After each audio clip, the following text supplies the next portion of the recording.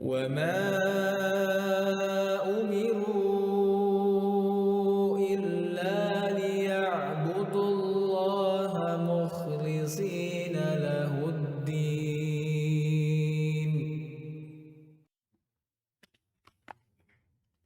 Kita dengar tadi, sebenarnya belum bilang ada ayat, bukan ayat itu Pak, itu hadis.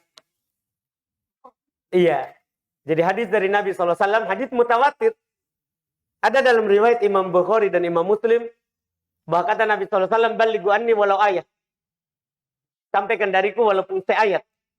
Itu hadis dari Nabi SAW, datang bahkan lebih dari 70 sahabat. Periwayatannya sangat banyak dari Nabi kita Muhammad SAW. Ini balighu anni walau ayat.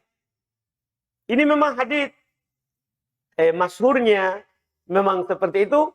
Kadang membuat orang bahwa oh berarti kita sampaikan saja walaupun seayat. Ini menunjukkan bahwa wajibnya menyampaikan ilmu.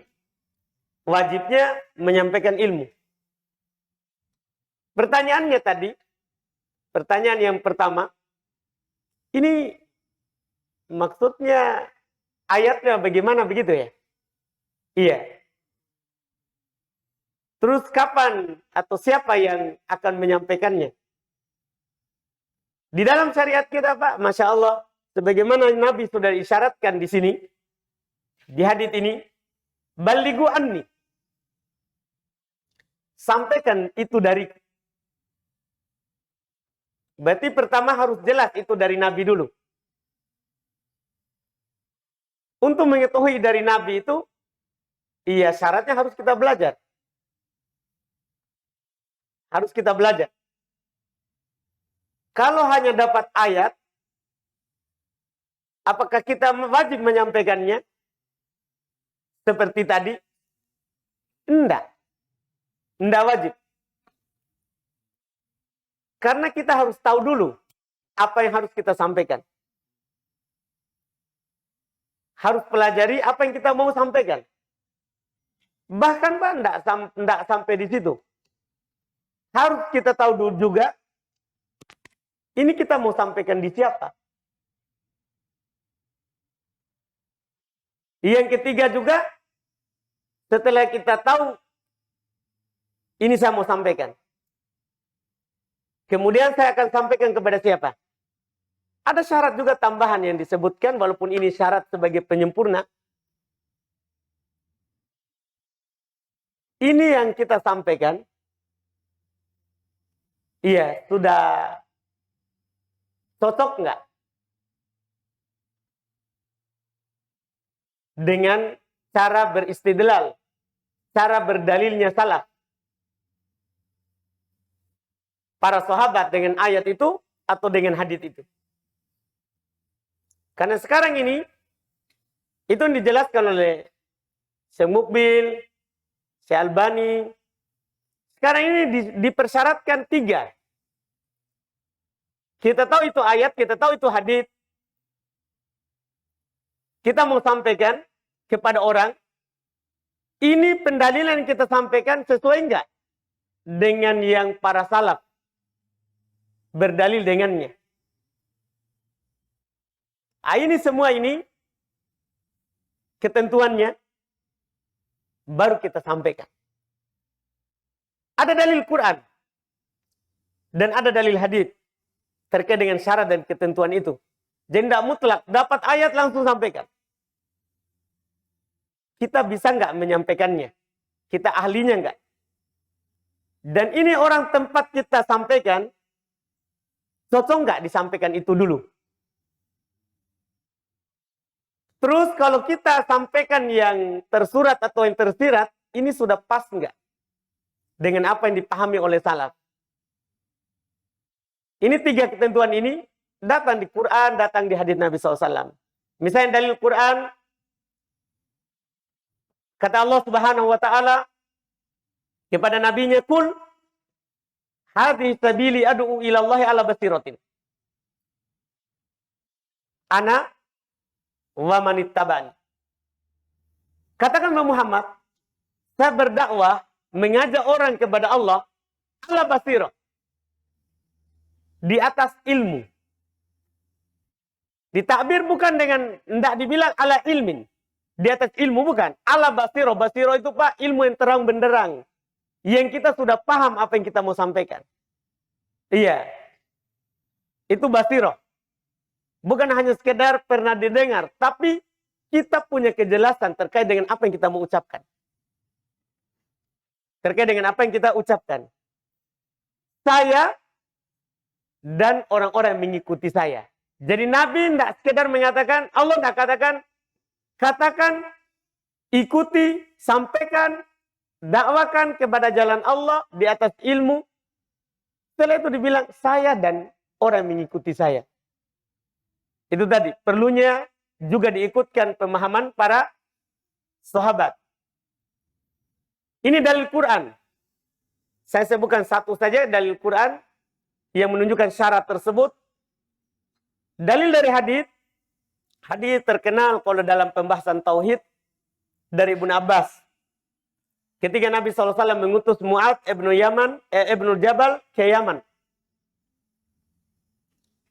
Kata Nabi SAW kepadanya, innaka sataqadumu qauman min ahli kitab. Sungguh kamu akan mendatangi berdakwah kepada sekelompok orang dari ahli kitab. Ini pendalilan bahwa antum harus tahu ini. Antum mau sampaikan ini di siapa? Itu harus antum punya ilmu. Kalau mau menyampaikan ayat, bukan hanya sekedar tahu langsung disampaikan. Banyak orang menolak dakwah, banyak orang menolak kebaikan, karena penyampaian kita kadang kita hanya mau sampaikan apa yang kita tahu. Tapi kita tidak mau tahu, ini saya sampaikan ke siapa. Iya. Lihat Nabi ajarkan dulu, kamu akan mendatangi sekelompok orang dari kalangan ahli kitab. Berarti harus tahu dulu keadaan tempat kita mau berbicara di siapa. Setelah itu, Nabi ajarkan kepadanya apa yang harus disampaikan dulu. Nah, ini dalil tadi. Yang antum mau sampaikan, antum dulu harus ilmui. Bukan hanya sekedar comot ayat, comot hadis, pakai saya Google, langsung. Bukan. Itu biar penjual obat di pasar bisa. Bahkan lebih jago daripada antum bicaranya. Iya. Nah, ini bukan begitu. Nabi ajarkan apa harus disampaikan. Ini menunjukkan bahwa syariat itu sudah ada aturannya. Belum ajarkan, kamu sampaikan dulu syahadat. Kalau itu mereka sudah taat, sudah lakukan, baru sampaikan sholat. Kalau sudah taat, sudah lakukan, sampaikan zakat. Itu namanya tahap. Karena boleh kita mengakhirkan penjelasan sampai orang butuhkan. Tidak semua yang kita tahu harus kita sampaikan. Tapi kita sampaikan sesuai dengan yang orang butuhkan. Itu ketentuannya. Dalilnya. Terkait dengan hal tersebut. Sekarang kita mau amalkan hadis yang disampaikan oleh Pak Abu Hayyan. Balighu anni walau ayah. Kita terpenuhi nggak itu Pak? Kita mau ceramah di sekolah tak? Pak Muhayyan. Kita terpenuhi nggak itu? Tentu tidak terpenuhi Pak. Karena tadi kita bilang, saya lagi mau sampaikan apa tadi Pak? Tentang alat ukur, disampaikan ayat mizan, timbangan. Apa hubungannya? Iya. Ini kan pakai orang cocologi, Pak. Cocologi ini dipakai. Jadi menghubung-hubungkan ayat. Salaf pernah nggak Pak pakai dalil itu? Untuk kegiatan matematika di kelas.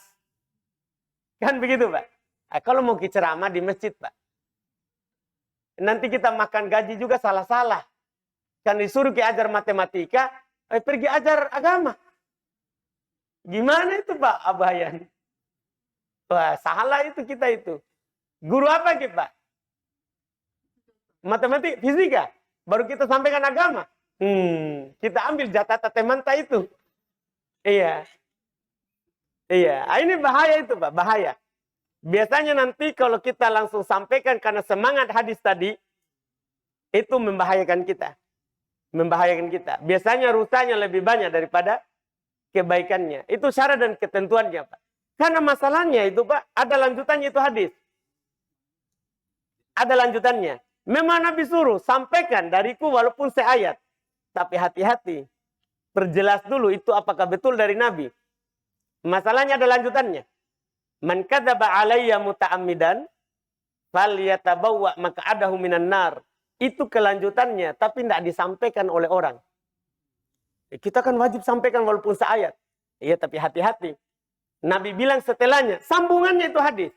Siapa yang berdusta atas namaku secara sengaja, maka hendaklah dia siapkan tempatnya di neraka. Itu semangat sampaikan satu ayat, dia bilang ayo berdakwah.